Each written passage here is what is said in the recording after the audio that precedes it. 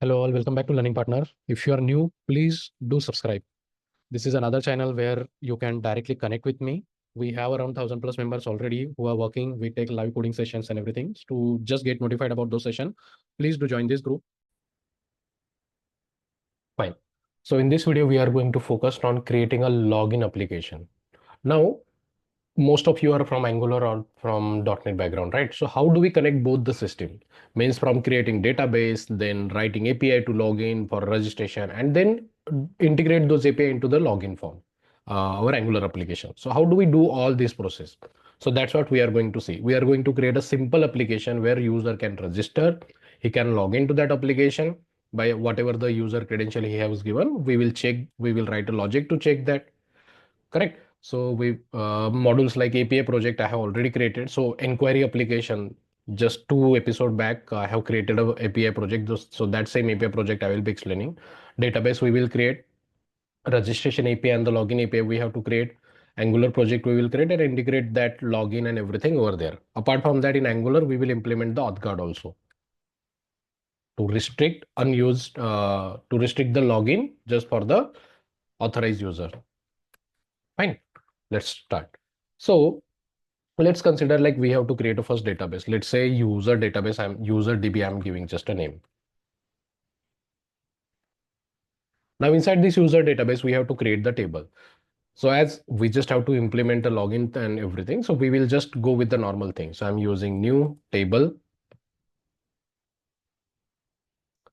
So primary key we need. So user ID, integer, allow not null.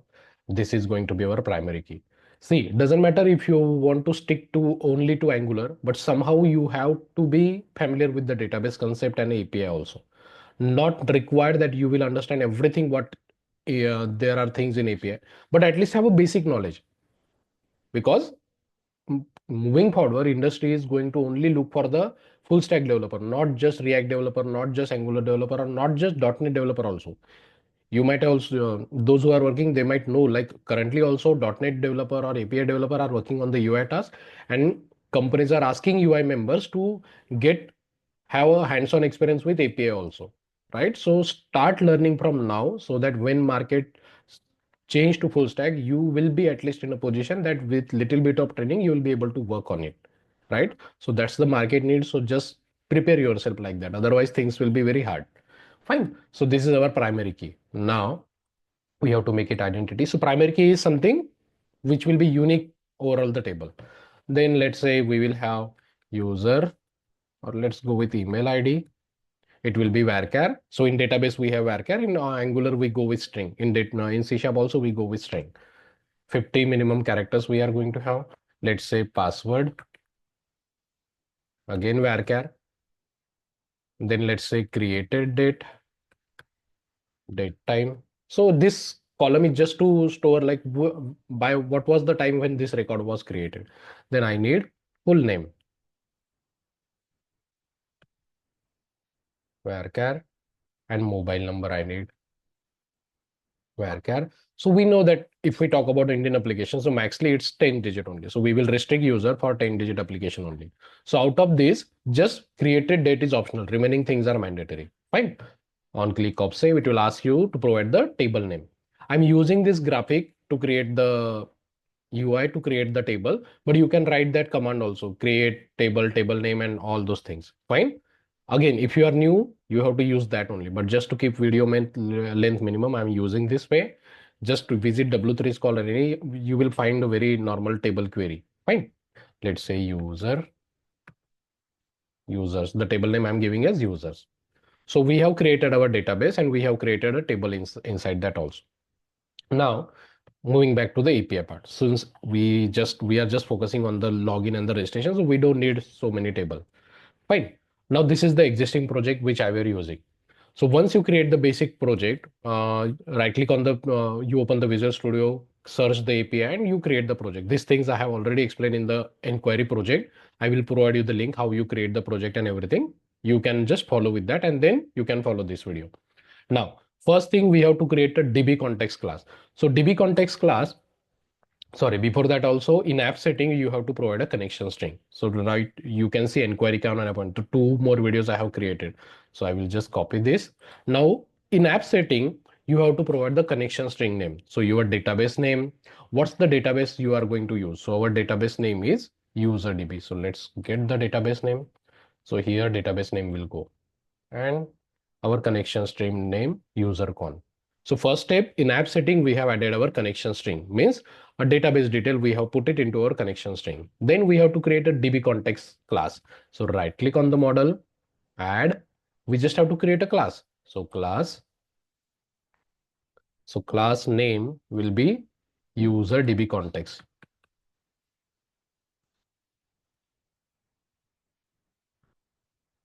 Let's click on add. It will create a normal class. Fine. Now this class we have to override with DB context. So DB context. It will provide you the suggestion of the namespace. Why it's not providing? Yeah, from entity framework. Then let me just get the constructor and everything. So we need to create a constructor of our class. So if you are familiar with the Angular, in Angular we just write constructor, correct? But in .NET, constructor will be kind of a method with the same name as of the class name. Okay, now these are some extra things, like this is a parameter and this is the optional. We are going to pass the option over here in the app setting.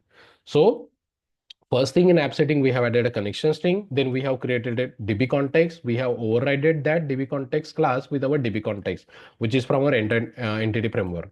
Then we have created a constructor. Now this class is going to be a representation of our database. So now we have to inject our connection string to this. So now we have to go to program.cs.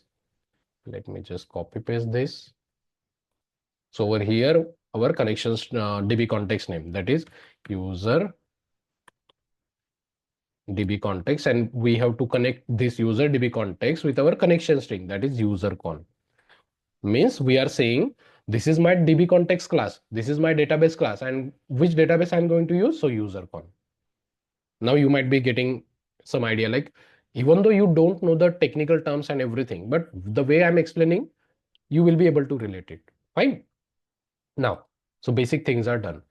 After user DB context, we have created a user DB context. Inside this class only, I am creating one more class that will be our table class. So public class user. Fine. Now inside this user class, we are going to create properties. So sorry. So what are the column name we have? Let me just copy the column name and paste it over here. So first column name, that is user ID. Now you know that user ID is our primary key and identity also. So that same thing we have to provide it over here. So on the property, above the property, square bracket key. This is saying user ID is our primary key. Then that is database incremented also, identity also. So for that, database generated, round bracket database generated, option dot identity. Means whatever the rules and regulation you have set into your database, this class is going to be exact replica of your table, right? Let's write the remaining things. Top. Let me just copy paste quickly. Second was email ID. So this will be over here, password over here, created date. Sorry. Copy, paste, full name, and mobile number. Now all these fields are string. So here, instead of integer, we will have string, string, string, and string. Created date was date. So here we have date time data type. Fine. So we have created our model, means nothing but a normal class we have created. But this class is going to be connected with our this table. So our table name is users. So let's copy the table name. Now we have to connect this class with our table. So above that model, we can provide the table. And here you can provide the actual table name. Means this class is going to be connected with our this table from our database. Now inside our DB context class, we have to add this class as a DB set. So public db set. See the IntelliSense from the Visual Studio, everything it will auto-complete and it will suggest you everything. But you should know the concept. So user, we just create an object by adding yes, getter setter method. Fine. So we have created DB context class. We have created a class which is going to be connected with our table, and that class we have added in our DB context class as a DB set. So basic things are done. Now we can move ahead and create the controller. So right click on the controller, add new controller. API, empty controller I'm going. So let's give the name as user. Fine. Now, so basically, first we have to inject our DB context class over here. So for that, let me just get the code. So this is how we create, this is how we inject our DB context class into our construct, into our controller. So user DB context, and over here also same thing. This is our constructor. So same class name we have to provide it over here. Fine. Now, this is kind of a dependency injection. If you are from the Angular, right, how do we do dependency injection in Angular? Same thing like this. Fine. Now, here we have to create the method. So as we decided, we are going to have a registration API, login API, and obviously what are the users we have created, that also we need to show. So we are going to create three APIs. Now, so here, first API will be post API. So HTTP post, and we have to provide the URL also, route name also. So let's say create new user. So this is my HTTP post method, and the method name means our API method name. Then public return type. So I will go with iAction result. Create user, round bracket, curly bracket, enter. Now, when I'm going to hit this API, I'm going to pass a user object also. So that user object, I need to catch it over here. So user obj. Fine. Now here we need to write the logic to insert the data into our user table. Fine. So we are going to get the object over here. So simple, it is very simple. So underscore context dot user dot add, and whatever the object we get, that we need to pass it over here. So obj round bracket and underscore context dot save changes. So these two lines are responsible to enter the save, means insert the data into our database. So behind the scene, it is like insert data, insert into that particular table only. But this is an object oriented way to deal with the database by using entity framework. Fine. Then we have to return created.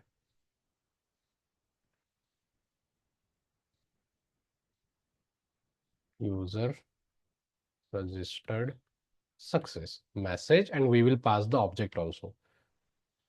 Fine. So this is your very basic API of your create user. You can add a try catch also. Fine. But just keeping like everyone is new to the API, just I'm going with very basic code. Fine. Just like I have recently started this series, so I'm going with very basic things. When my audience are also mature enough for the APIs, then I will be moving ahead with little bit complex code. Fine. Just taking all the various possible scenarios, recent like inquiry application we have created, doctor appointment application we have created. Now we are doing the login and the authentication. Fine. This is our create post API to create the user. Now, one more method we are going to create to login, right? So again, it will be HTTP post only. Sorry, square bracket, HTTP post, method name, login, then public, action result, login, round bracket. Now, here we are going to get, see, either you can use this user model. So if you are working, you might have noticed when you register, you pass some different object. But for login, you should not, it is not required that you need to pass the whole object. You just need to pass email ID and the password, whatever the combination for the login. So what I will do, I will create one more class. So public class user login. Inside this, I will just have two things, email ID and the password, because these are the things which we are going to use to log in. Now, this model will be over here as a parameter, obj. Now, how do we do the login? So by this API, we are going to insert the data into our table. Now, whatever the user credential user has provided, we just need to match if the username, email ID, and the password is correct. Fine. But over here, you can see we didn't write any logic to, because we are going to consider like email should be unique. Yeah, password can be same, but email should be unique, na? Because otherwise, if two users cannot have the same email ID, so we need to add a logic also to make email is unique. So for that, before inserting the data, I will check if user is already exist with that email ID or not. Fine. So underscore db dot users dot single or default method. Just like in Angular, how do we filter the array with find, which gets a single record? Just like that in .NET, we have single or default. Fine. What would this is same code what you know. What with what you need to compare with email ID is equal to obj dot email ID. That's what I always said. If you understand one language, now learning another language is not a big thing because almost basic concepts are same, right? So if if there is a record with the email ID we have got, we will get data over here. And if there is no record with the matching email ID, we will get null over here. So we just need to write a check with null. So if it is null, we are going to return this piece of code. But if it is not null, we have to go to the else block. And in else block, we will return 500 or something, right? So saying like, what do we say? With the message we have to send, saying API, we have to return like API break, right? So if the email ID is already exist, we will say status code. We just need to return some particular status code, let's say 500, and we will say email ID already exist. So now by this logic, in user table, email ID will be unique. No duplicate record will be inserted into our database. Fine. Now, here we have to check the logic. User is equal to underscore context dot users dot single or default. Now here we have to compare with email ID, sorry, is equal to obj dot email ID, and we need to match both the thing, email ID and the password. So m dot password is equal to m dot password. So if we got the record in user, if it is equal to null, so we will say return status code 401 unauthorized something wrong credentials. Fine. So if this is null, means we didn't got any user with this email ID and with this password, but it will go to else if we got the user. Sorry. Return status code. We will say 200 success, and we will pass the object. So whatever the user detail is there, that we will pass as a parameter. Fine. So this is our registration API and this is our login API. And we need one more API to get all the user. So that will be our HTTP GET method. A simple API where we can check all the users created. Public action result.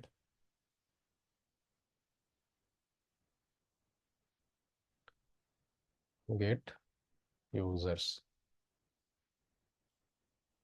Now here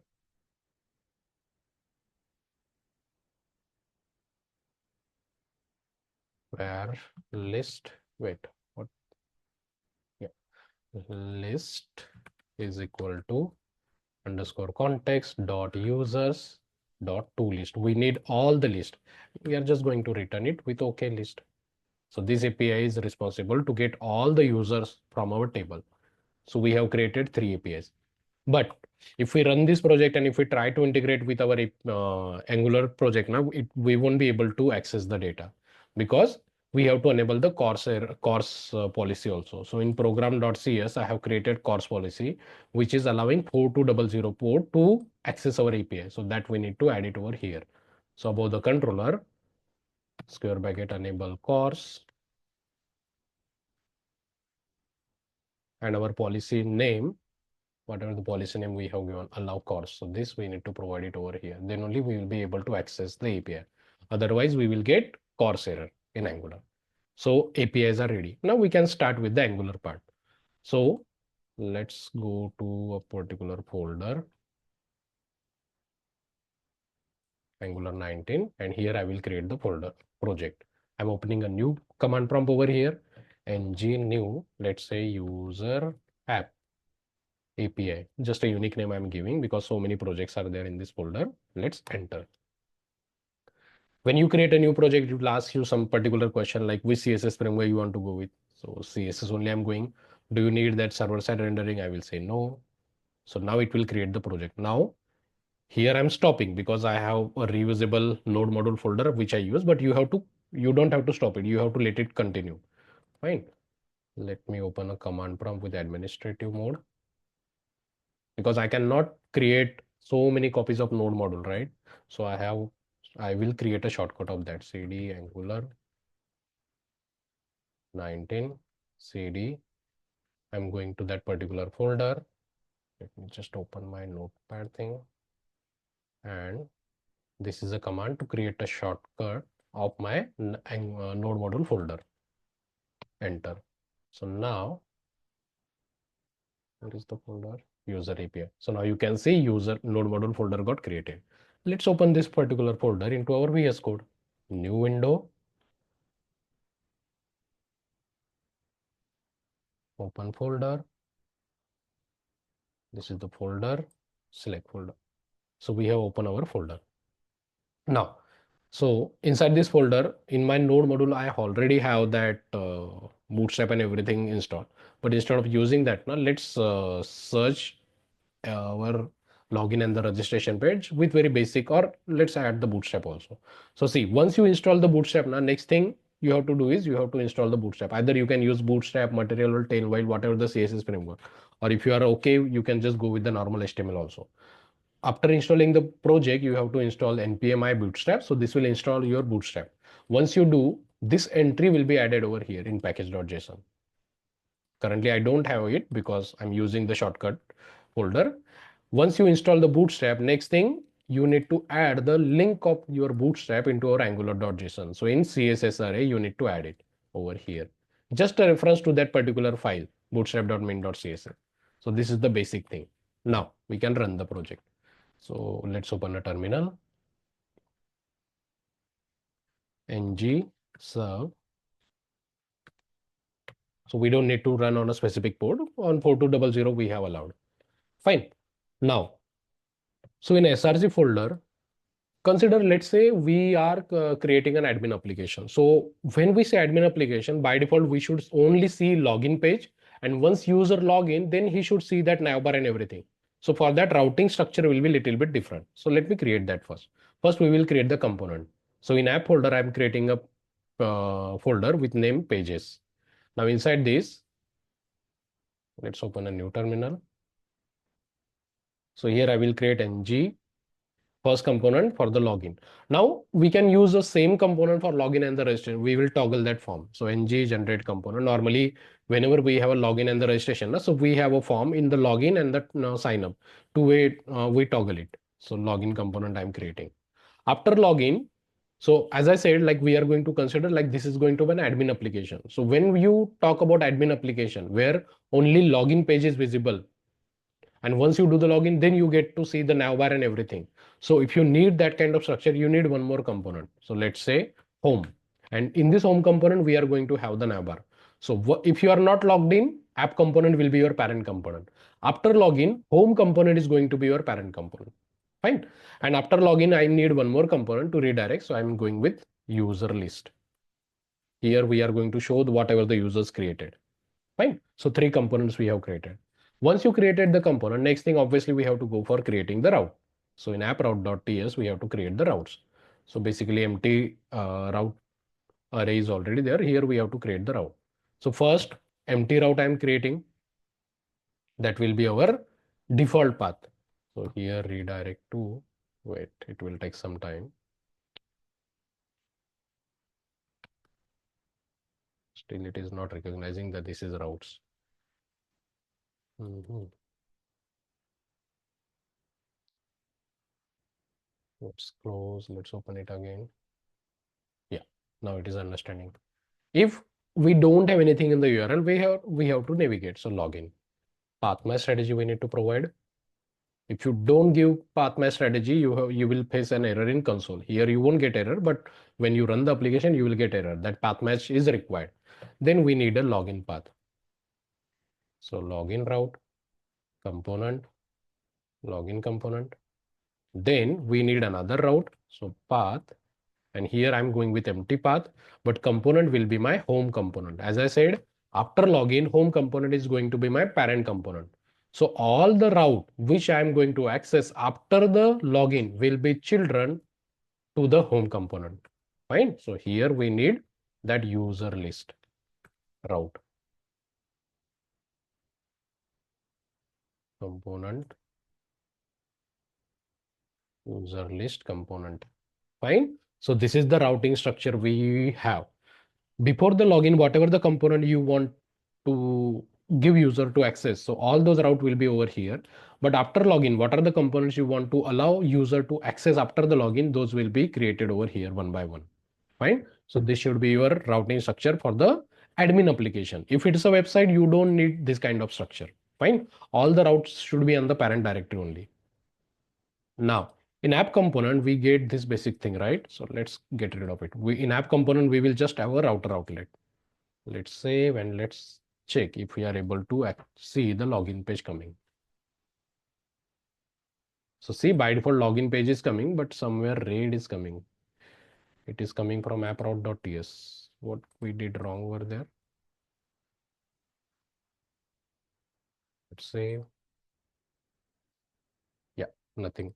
So see, if I don't have anything in the URL, it is navigating to login. That's because of our default route.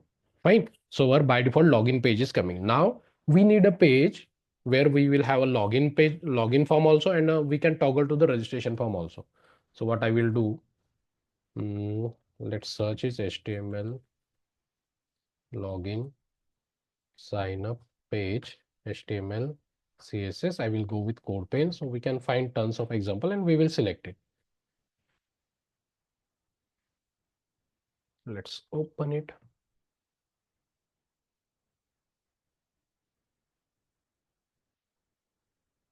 So we will go with this simple one. Let's open it. Now we need HTML code from the body, inside body. Let's copy this. Let's see if it is working or not.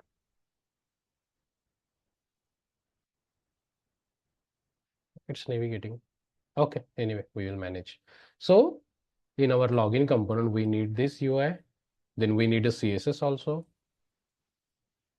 Format selection, sign up form is there. Wait, something is wrong. Login form is there. Let's select another one. This is not proper.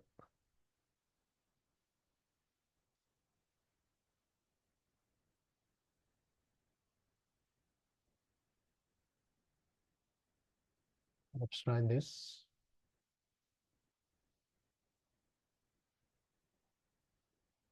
Here also it is not there.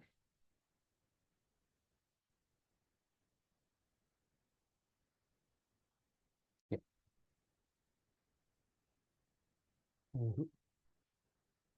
Let me find another one.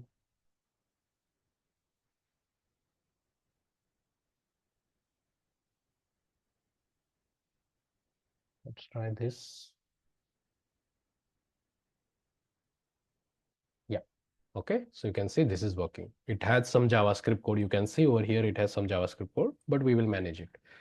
Okay. Now, again, I think it has some specific code. Let me try the normal one. I don't want to confuse.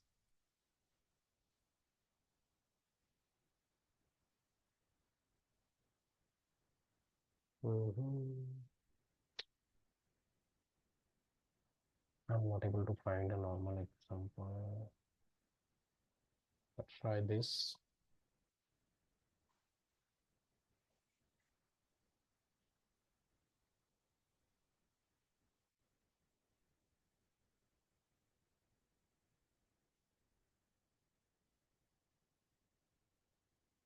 So sorry for wasting time. Let's go to first page and let's use a basic one. We will just hide and show to do this. Okay, let's use this. Then we will create our own logic for the toggle thing. So let's copy this. Let's paste it over here. We need the CSS also. So we have to copy it from the body. We don't have body, but we will manage it. Let's copy. CSS will go over here. But in our component, we don't have body, right? So instead of body, we will convert it to the parent class. Now we need a div above our form. So above here, dot parent, and whole our form, we will move it inside this parent container.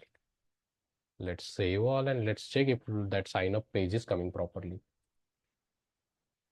So see, sign up page is coming properly. Now, so what we did, we got the registration form, but on click of login, we should see the login form. So we just need to toggle it. So what we will do in this HTML. So how many things we have in the login registration also? So we have email ID, password, created it, we don't need to send, 4 field only. So 1, 2, 3, and 4. Okay. Now just like this one form, we will have another form. Let's copy paste, and here it will be login. Fine. And in login, we just need your email ID and the password. And here, register button. Here it will be login.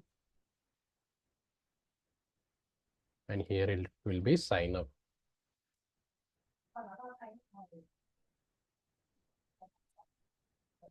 Okay. And here we can write a message. If you are new,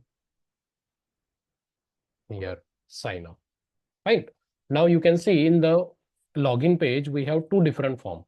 One is the login form and one is the sign up form. So we need to toggle it. So we will create a variable. We will say toggle form colon boolean. By default, I'm making it false.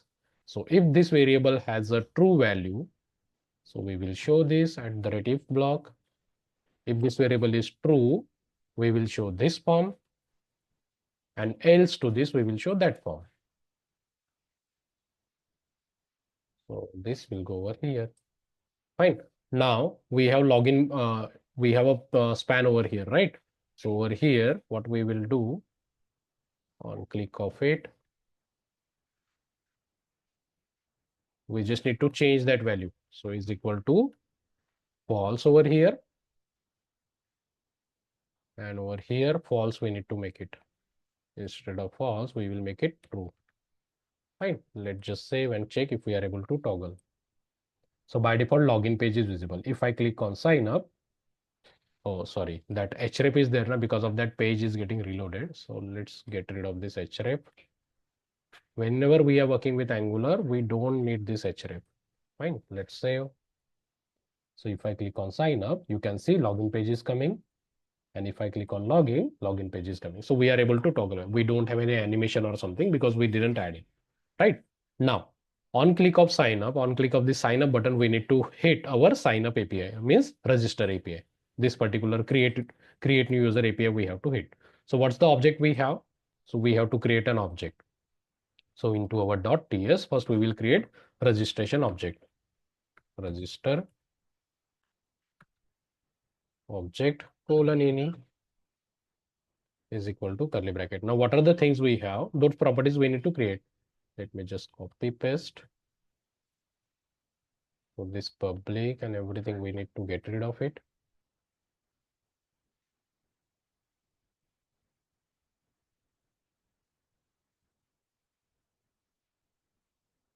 Fine. Instead of getter setter, let's copy and we will replace that with colon equal to comma. Fine. This is our normal object. Just user ID we have to initialize with 0 because that is primary key. Let's format it. Fine. So you can see we have created our user registration object.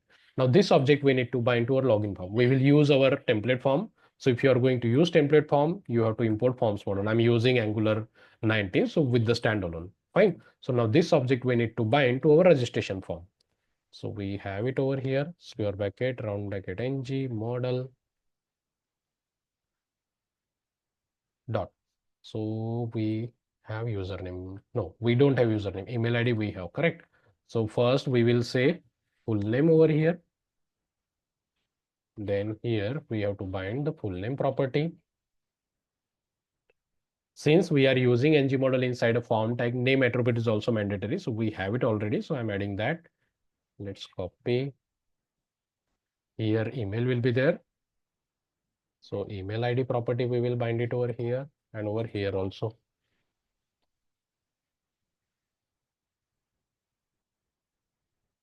Then password is there. So let's copy the ng model over here. Let's get the field name, password, and mobile number is remaining. Let's copy. Instead of confirm password, it will be mobile number and the property name of mobile number.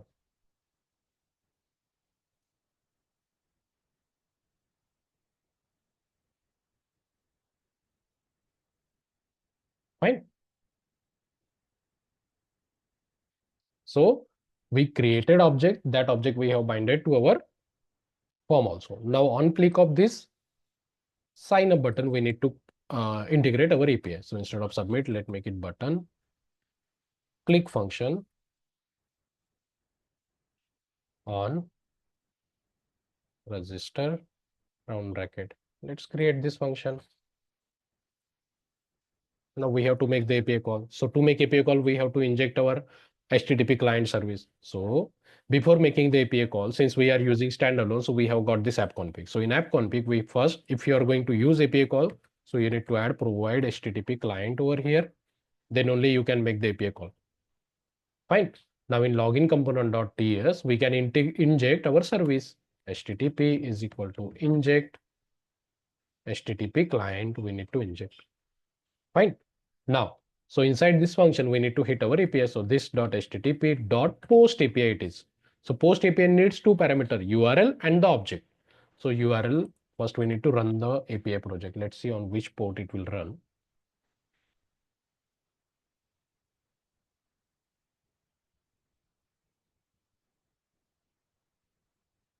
So some by default port it will take. Let's see. So in Angular, we run it by command. Here we have got this. We can run this by command also. It gives some time. So you can see it is running on this port. So our URL will be like this slash API slash our controller name. So our controller name is user. Then our method name slash our method name is create new user. So this will go over here. And we need to pass the object. So comma this dot register object we need to pass.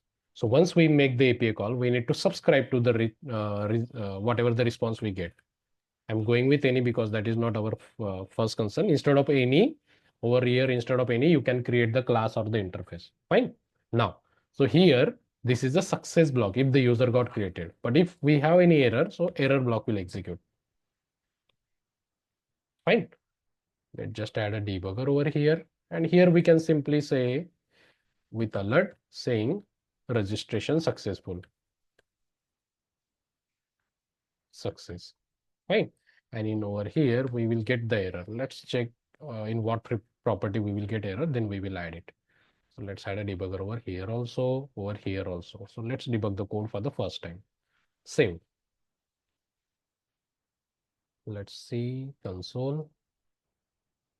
We don't have any error. Let's go to sign up form. Fine. Now, currently our table is empty. Let's go with my name, Chetan Zogi, chetan@gmail.com. Sorry, spelling mistake is there. Then let's say password 112233. I'm going.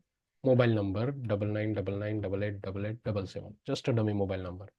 Now, on click of sign up, our function should trigger. See, we got a function executed. Now, if you hover on this object, you can see whatever the data we filled that we got, but we missed created date. So we should get an error. Let's say if I continue, See, it got it into it got into error block saying 400. So 400, when do we get 400? Whenever we are passing invalid body. So if error dot status is 400, we can write a check like that. So if error dot, what's the, where we are getting? Error dot status is equal to 400 means invalid body. So alert, we can say invalid body means whatever the object you are supposed to send, you didn't send that because we were supposed to send some value in the created date, because in the .NET we have this as a date time and we are passing as empty. So it will obviously break. So here we need to pass the current date. So new date I'm passing. Now it should work fine. Let's save. Continue.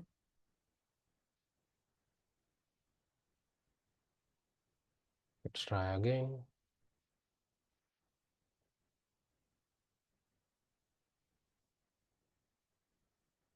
One one two two three three I'm passing. On click of sign up, we got the object over here. Now you can see created date has the date. Continue. So see, we got our success callback executed. So in over here, you can see one ID we got means user got created successfully. Let's check the database. We didn't debug the code, but I will debug it now. So if you check the database, one record will be created over here. I need to replace my laptop. It's working slow. See, one record got created. Now let's debug the code. So let's add a debugger over here. Let's try to register again. Instead of Chetan Jogi, now I will go Rahul. Rahul@gmail.com 223344. On click of sign up, continue. So now our debugger will execute. Whatever the object we send, that object we got it over here. See, getting it? So whatever the object you send, that object we got it. Then first we are checking if the email ID is already there or not. So currently we don't have email ID with this. So it will go, it will go to the if block and it will insert the data. Fine. Let's try to hit it again because we already have a user with this email.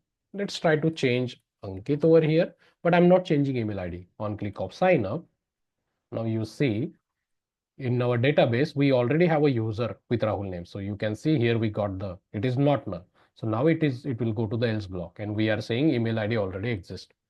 So now our else block will execute.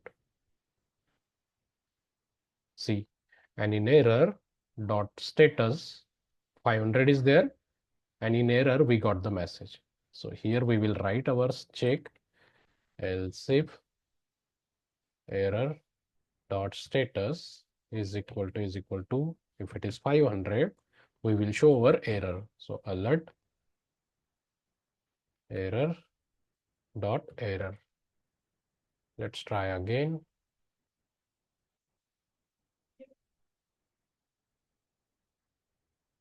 What was the, or let me try with this email ID now again.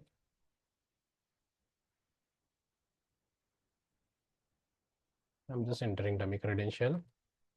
Email ID we just need to check. On click of sign up, continue. It will go to the else block because email ID already exists with this name. Continue.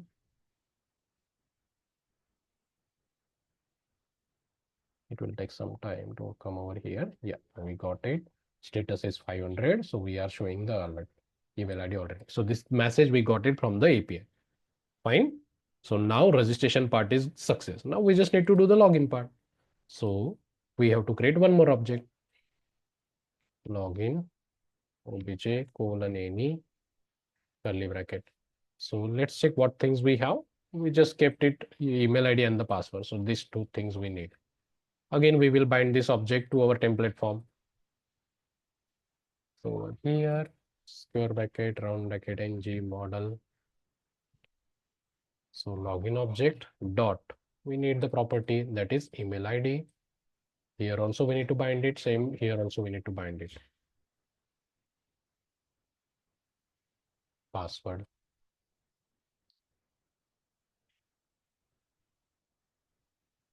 Fine. Now on click of login, we need to call the API call.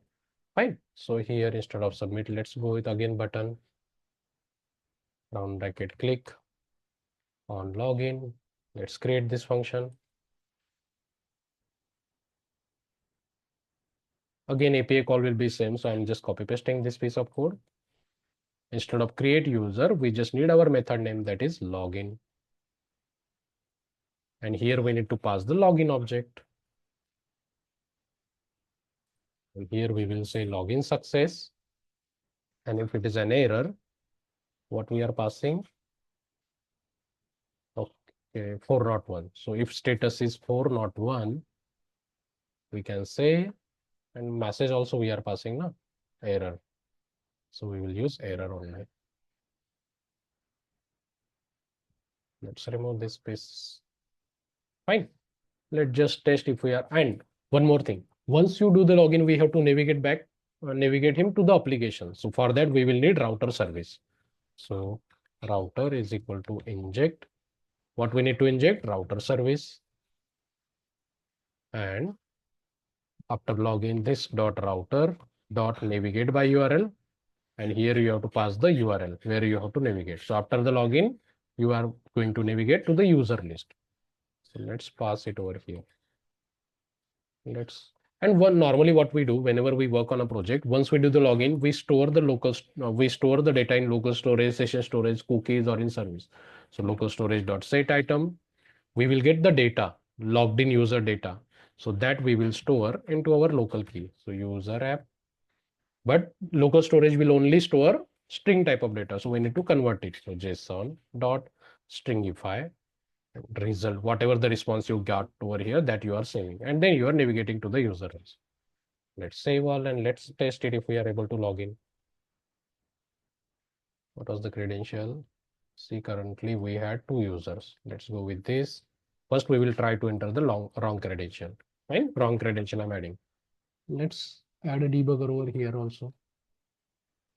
On click of login,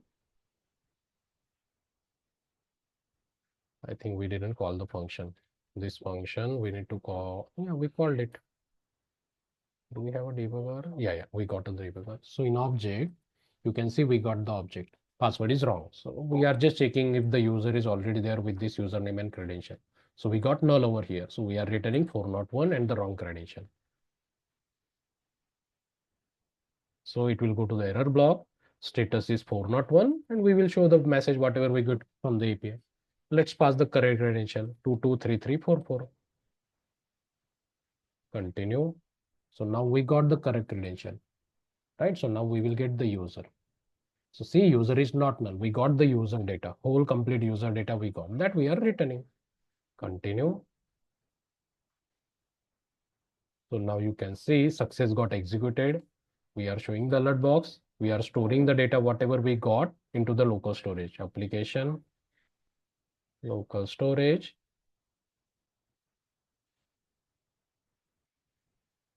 user app. See, data we have stored. And we are logging, we have navigated back to the user list, but here homework is coming because that's what our routing is.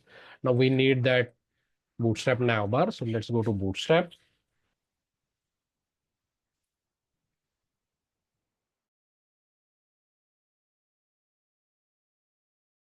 Okay. So I will just use this navbar. I just need to do that sign up also, no? So log off also. That's why I'm using this. Let me just copy the navbar, right click, edit as HTML, copy. And this navbar we have to put inside our home component. Fine. Now after navbar, we need router outlet. But if you have to use router outlet, we need to import it also. Router link also we are going to use, and router outlet also. Fine. Now here we need router outlet. Fine. Now here, once we do the login, we should be able to see we are already logged in. We just need to refresh it. Fine. See, we are coming. Now here, instead of search, we need that log off button. So let's make it log off. And on click of log off, we will navigate back to the login. log up, and we need to remove the local storage data also that we stored. So local storage dot remove item. What's the key name which we have used? Key name is user app. So this we have to provide it over here. And again, we need to navigate back to the login. So we will need router service, router inject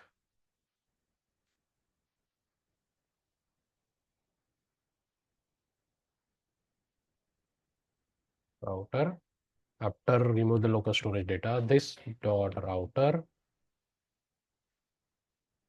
dot navigate by URL, and where we have to navigate. So login. Let's check the log of functionality if it is working. So currently we are logged in, and in the local storage we have this. Where is that app user? If I click on log off, see that data got removed and we are again on the login page. Fine. Now let's log in again. We just have one part remaining, that is showing the all user. So let's log in again. 223344 login. Continue. Fine. So we are logged in. Now here in the user list component, we just need to integrate our API that we can show all the data. So here again, we need to create constructor. So private HTTP. This is the old way how we used to integrate our HTTP client service. Implement on the page load. We need to call our API call. So implement on init. Once we implement ng on init, we need to write. So inside ng we can write the API call, but better way to create one more function. Get users this dot http dot get method. Let's get the URL. So our URL will be common till over here. Then we just need the method name. What's the method name? So get users. Let's copy. So this is our get API call. Let's subscribe result any.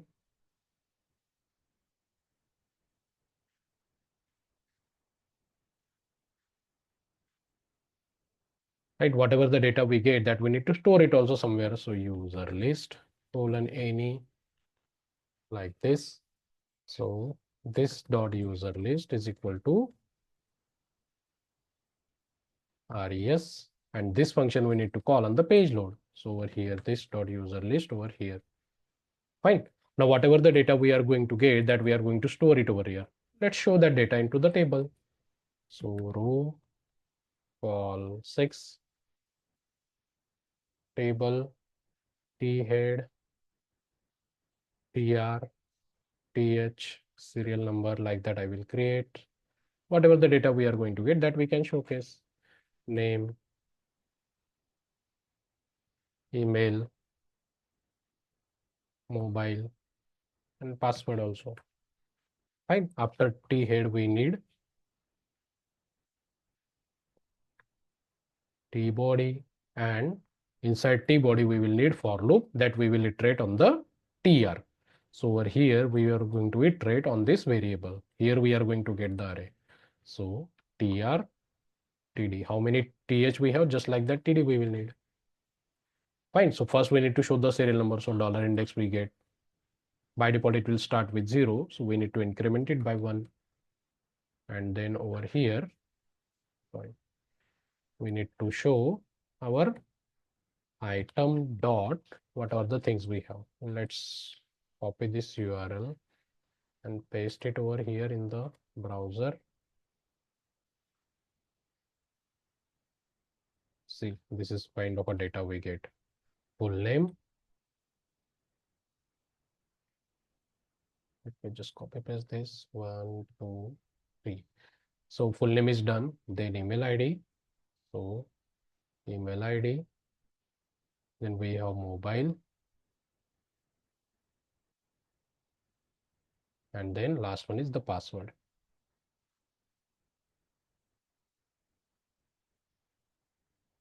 Let's add some classes also, bootstrap classes.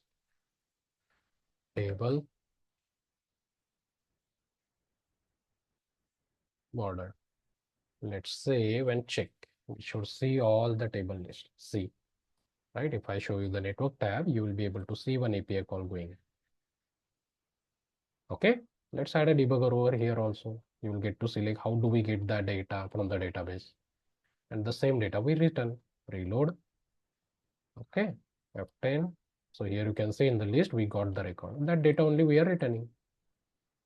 Fine. So this is how we complete. This is very basic to just to get you understood like how does login and the registration functionality work. Again, as I said, this is a basic code. In actual application, again, we have so many rules and regulation we have to check. Somewhere after the login, we create the JWT token and return it back with the response also, right? So many things are there. Try and catch block is missing. So many things are there. But just to understand the whole concept, this is very enough. Fine. So I hope you understood like what is the flow or what things we need to do when we do the registration or the login process. Again, if you are new, please do like and subscribe. In the video description, you will be finding a link to join my WhatsApp link. There I'm taking so many live sessions. So just to get notified of those, you can join it. That's it for now. Thank you.